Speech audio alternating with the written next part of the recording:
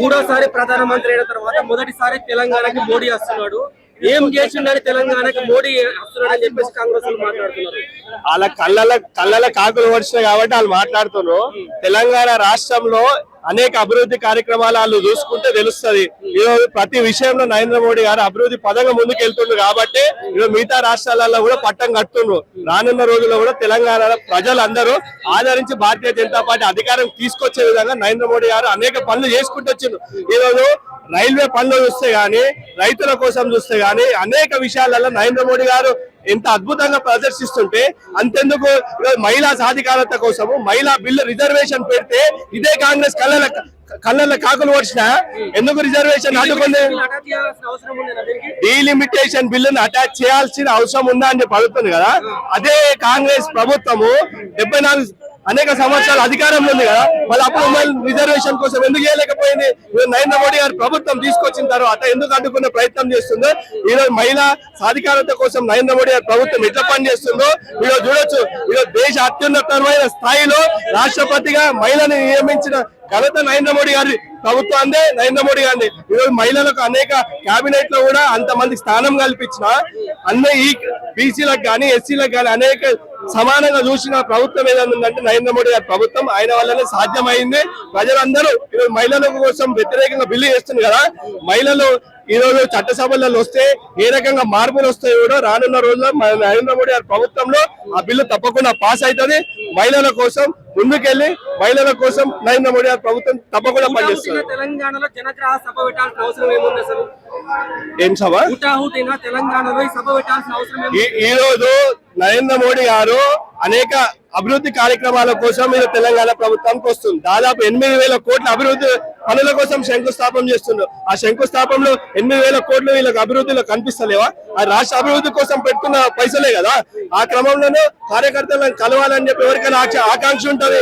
నరేంద్ర మోడీ గారిని చూడాలని చెప్పి ప్రతి కార్యకర్త ఆకాంక్షను నెరవేర్చే విధంగా నరేంద్ర మోడీ గారు ఈ సభకు వచ్చేసి అందరు కార్యకర్తలని పలకరించి వెళ్ళేదామని చెప్పి వస్తున్నారు. 100% సాధ్యమే. ఈ రోజు దేశంలో 2 స్థానాలు గెలిచినప్పుడు, ఒకటి తెలంగాణ, ఒకటి 2 స్థానాలు గెలిచినప్పుడు అందులో ఒక స్థానం ఈ రోజు తెలంగాణలో గెలిచింది.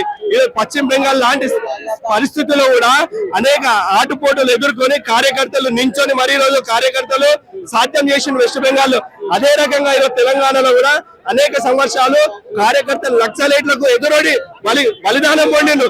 వెస్ట్ బెంగాల్లో ఏ రకంగా అనేక మంది ప్రాణాలు కోల్పోయిండ్రు, తెలంగాణలో కూడా అదే రకంగా ప్రాణాలు కోల్పోయి తెలంగాణ కోసం కొట్లాడిన వాళ్ళు అనేక మంది ఉండ్రు. వాళ్ళని స్ఫూర్తిగా తీసుకొని వెస్ట్ బెంగాల్, మణిపూర్ అనేక రాష్ట్రాల్లో కొట్లాడిన తర్వాత ఎట్లయితే సాధ్యమైందో తెలంగాణ రాష్ట్రంలో కూడా భారతీయ జనతా పార్టీ తప్పకుండా అధికారంలోకి వస్తుంది. జై శ్రీరామ్ అంటే పైసలు వస్తాయా అని కాంగ్రెస్ వాళ్ళు మాట్లాడుతున్నారు. ఏం చెప్తారు దీనికి సంబంధించి? జై శ్రీరామ్ అంటే పైసలు కాదు, జై శ్రీరామ్ అంటే సమస్త రాజ్యాలు నెలకొంటాయి. ఏదో రామ రాజ్యం అంటే శ్రీరాముని నినాదం అంటే ఉట్టి ఏదో విషయం కాదు. ఈరోజు రాముని యొక్క అడుగు జాడలో నడుస్తున్న పార్టీ భారతీయ జనతా పార్టీ. ఇవాళ రామ ఏ రకంగా అయితే ప్రతి ఒక్క విషయంలో ఆదర్శంగా తీసుకొని ముందుకు పోతుంది కాబట్టి దేశం మొత్తంలో అదే విధంగా అన్ని రకాల అభివృద్ధి చేసే విధంగా దేశం సుభిక్షంగా ఏదైతే రాముడు చూసిండో నరేంద్ర మోడీ గారు కూడా ప్రజలు సుభిక్షంగా ఉండాలి, రాజ్యం సుభిక్షంగా ఉండాలి, దానికోసం పనిచేయాలని చెప్పి నరేంద్ర మోడీ గారు కృషి చేస్తున్న అదే రకంగా ముందుకు పోతుంది. 100% ఇంకా అనేక మంది ప్రజల్లో రోడ్డు మీదే ఉండిపోయిండ్రు. కొన్ని లక్షల మంది ఎదురు చూసుకొని కళ్ళలో ఒత్తులు వేసుకొని నరేంద్ర మోడీ గారిని చూడాలనుకుంటారు. ఎందుకంటే ఆ అభివృద్ధి కోసం ఆయనను చూస్తే చాలు. ఈరోజు వెస్ట్ బెంగాల్ లో ఏ రకంగా అయితే వెస్ట్ బెంగాల్ కేవలం విజయం ఒక్కటే కాదు, ఒక రాజకీయ పరమైన విజయం సాధించలేదు. ఈరోజు దేశ భద్రత కోసము, దేశం కోసము ఏ రకంగా అయితే వెస్ట్ బెంగాల్ లో బార్డర్లలో అక్రమ చొరబాటుదారులకు స్థావరంగా ఇచ్చేసి వాళ్ళ ద్వారా ఈరోజు భౌగోళికంగా భారతదేశానికి నష్టం చేసే విధంగా వాళ్ళు ప్రయత్నం చేసిండ్రు.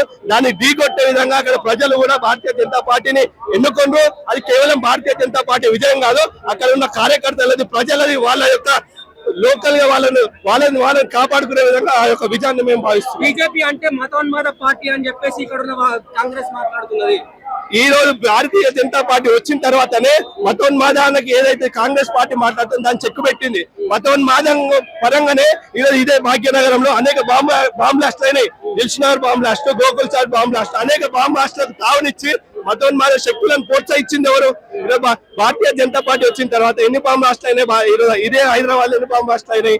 అదే కాంగ్రెస్ పార్టీ రూలింగ్ లో ఉన్నప్పుడు ఇదే తెలంగాణలో ఎందుకు బాంబు బ్లాస్ట్లు అయినాయి? ఈ మతోన్మాద శక్తులను పెంచి పోషించింది ఏ పార్టీ? ఇది ఆలోచిస్తేనే క్లియర్ గా అర్థమవుతుంది. మతోన్మాద శక్తులను ప్రోత్సహిస్తుంది చేస్తుంది కాంగ్రెస్ పార్టీ, భారతీయ జనతా పార్టీ అని చెప్పి ఇక్కడ తెలిసిపోతుంది.